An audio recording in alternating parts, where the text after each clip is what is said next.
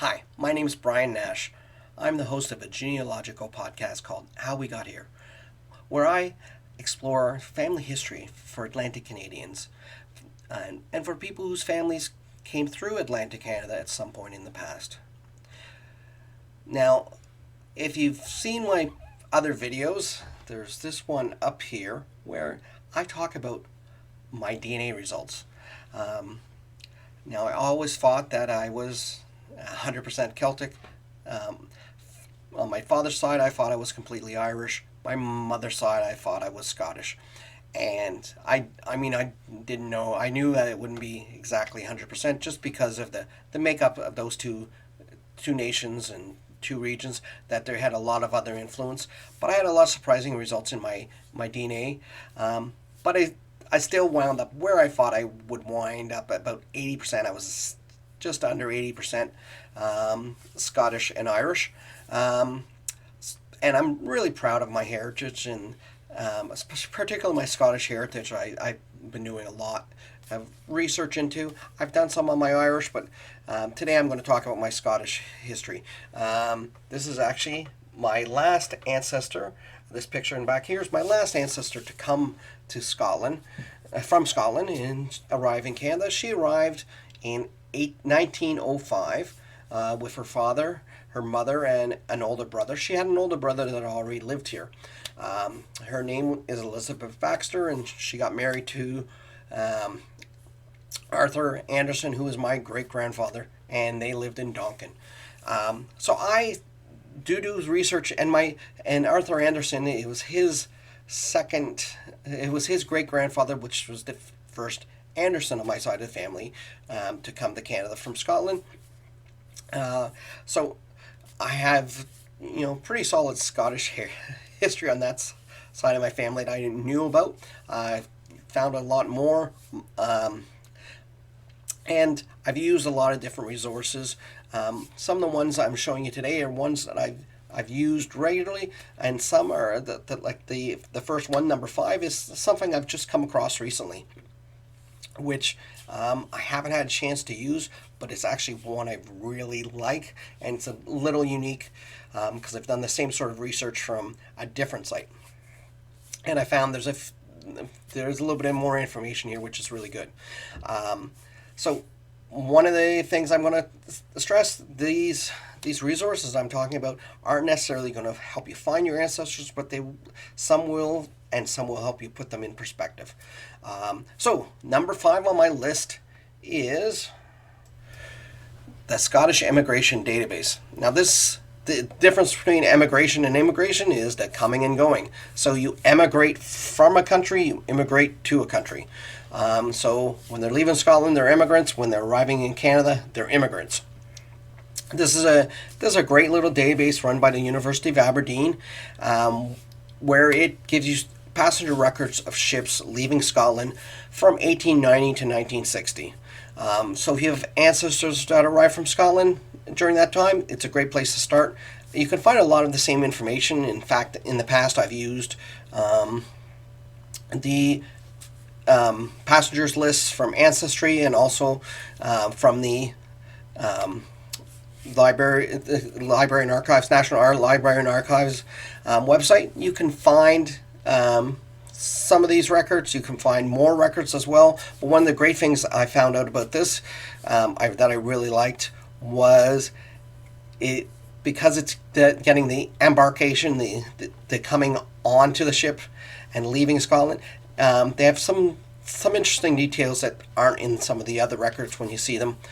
It does have a list in some cases of their address that they lived in Scotland, which is really handy, because if you knew that your great grandfather came over from Scotland, but you didn't have much information to go on before then, you can actually, with this, you could be able to search them back into the census records that are available using the address, and you might be able to find a father and just step back from there, and also have just an idea of where they actually came from, where they lived, and there's other ways you can trace them as well. So it is a great resource for finding that information.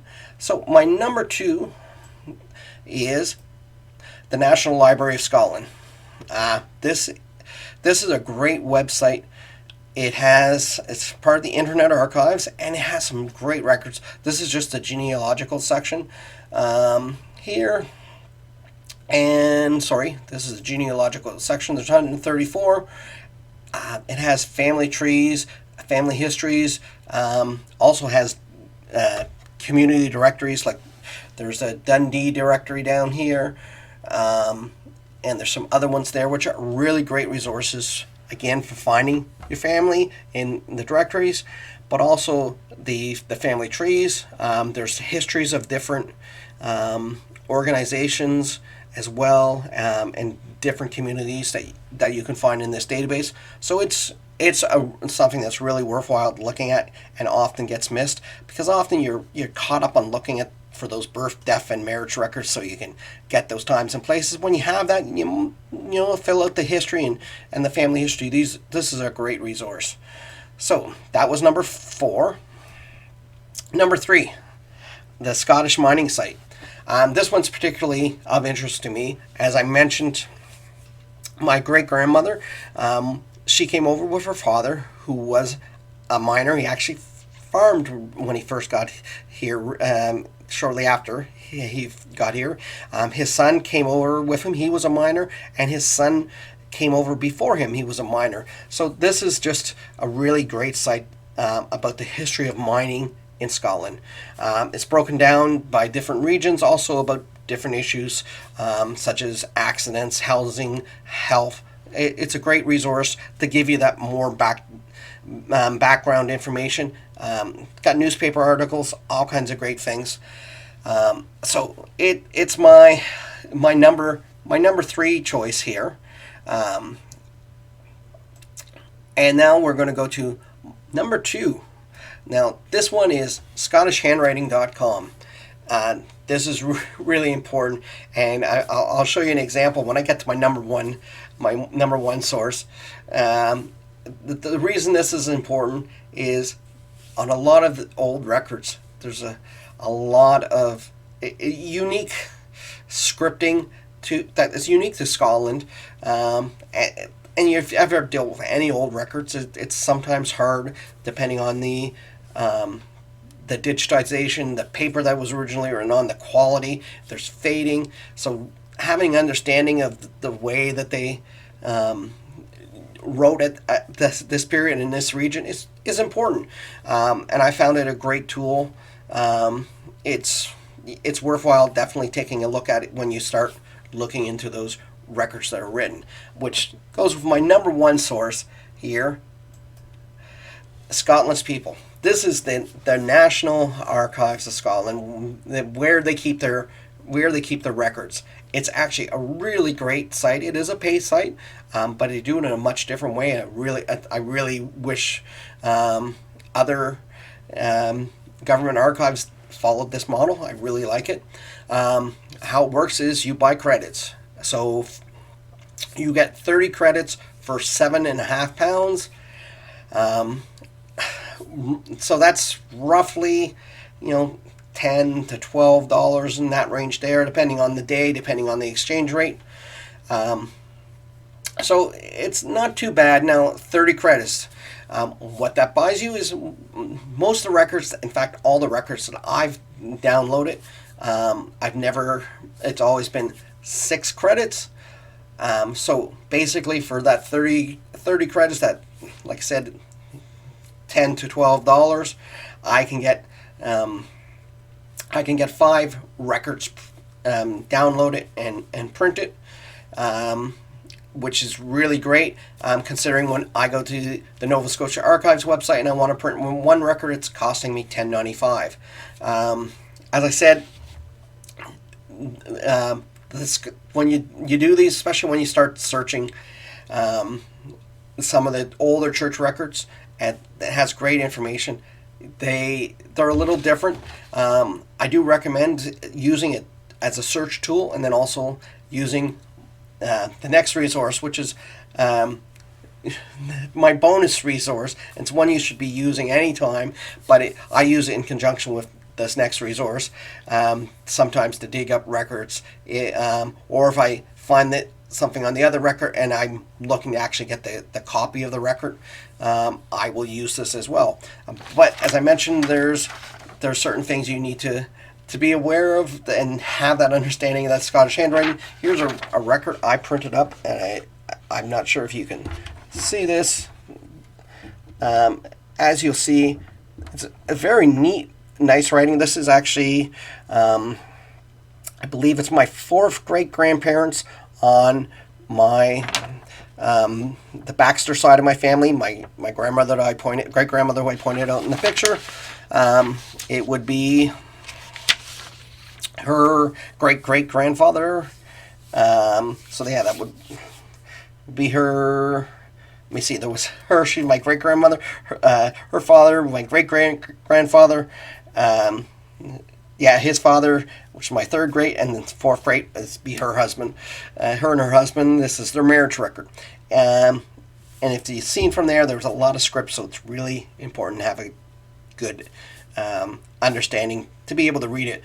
This one actually is really pretty clear. I've come across other records that I've had to look and get an understanding, especially if you're looking at original census transcripts. Sometimes census records. Sometimes with that cramped space, it becomes hard to read. So my bonus resource is one that you should always be using.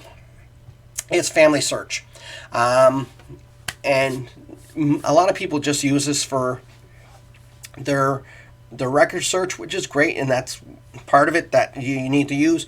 The great thing is, no matter what country or region you're looking, they have, I shouldn't say that no matter what, because I haven't searched every place in the world, but they do have this great wiki that you can get all this information, give you tips, give you places to look, give you links to map sites, all kinds of things. So this is the Scotland wiki. It gives you all kinds of things, gives you some research tools as it recommends Scotland's people. So I said I use this sometimes when I'm doing my record search. For instance, this record of the marriage that I showed earlier, that was one I had found by doing some baptism and records here.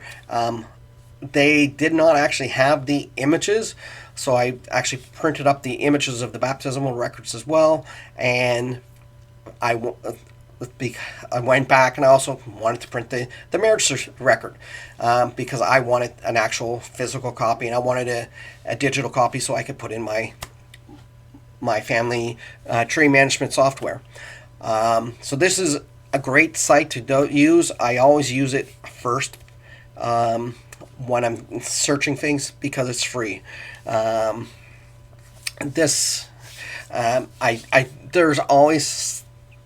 always leery about certain things. I do not link to any family trees that are in there unless I've really done my homework and searching on them and search their sources. But I actually have used them to then be able to find who I'm looking for. If I can't find a record, I don't rely on somebody else's family tree. Always search for a record. If they have the record, go and find that record yourself. Make sure you look at it and that the information is correct. But it is a great source. It's free, and I do recommend using it whenever possible. So I want to just wrap this up and just thank you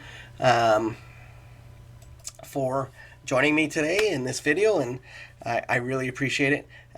If you found any value, or even if you didn't and you just want to be nice, you can press the like button, press the subscribe button, and press that bell. I'm going to put out tips like this every so often. I'm also put out a few fun videos now and then. This is going to be for the visual side of to complement my podcast, and also just a way to introduce you to the funner side of myself on this site. I want to thank you for watching today. Don't forget to subscribe and ring that bell down there too, and like the video too. All those things really help, and it's really appreciated. You have a great day, and keep on searching for your family.